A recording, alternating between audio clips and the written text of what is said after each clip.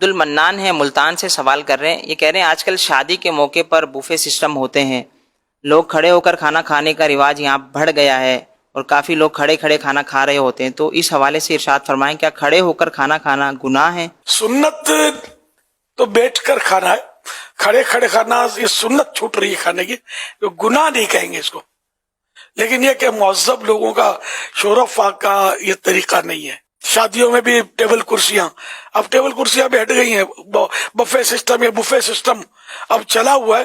وہ ہر پھر کر جس طرح وہ درندے پرندے چرندے چر رہے ہوتے ہیں، ادھر منہ مارا ادھر ہاتھ مارا ادھر پیر مارا، یہ کر رہے ہوتے ہیں. اب اگر کوئی غیر مسلم ہو سکتا ہے دوڑ کر کھانا شروع کر دے، تو یہ ہمارے جو نئی تہذیب کا کرشمہ جو لوگ مطلب ڈھونڈتے ہوتے ہو سکتا ہے دوڑ کر بھی ان کے پیچھے کھانا شروع کر دیں. ارے مسلمانوں، مسلمانی طریقہ زمین پر بیٹھ کر سنت کے مطابق بیٹھ کر کھانا کھانے کا ہے.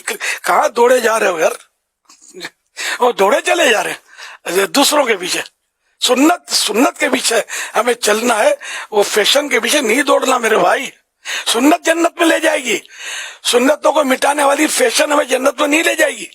جنت سے دور تو کرے گی، ہے جنت میں لے نہیں جائے گی. اور سنت یہی ہے کہ دسترخوان پر بیٹھ کر ایک پاؤں ایک گھٹنا کھڑا کر کے سیدھا گھٹنا کھڑا کر دے جیسے، اور الٹا جو پاؤں میں بچھا کر اس پر اطمینان سے بیٹھ کر کھائے، یا دو زانو کھائیں تب بھی سنت ادا ہو جائے گی. جیسے اتحیاتوں میں بیٹھتے ہیں دو زانو، تو اس طرح بھی بیٹھ کر کھانا کھائیں گے تو سنت ادا ہو جائے گی. تو کھانا تو بیٹھ کر کھانا سنت ہے.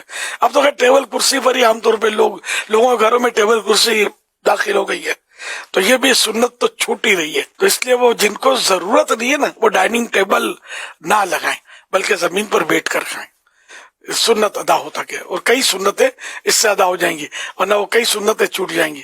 ٹیبل کرسی بھی تو پاؤں لٹکائیں گے، پاؤں لٹکا کر کھانا، حالانکہ بیٹھ کر کھانا ہے.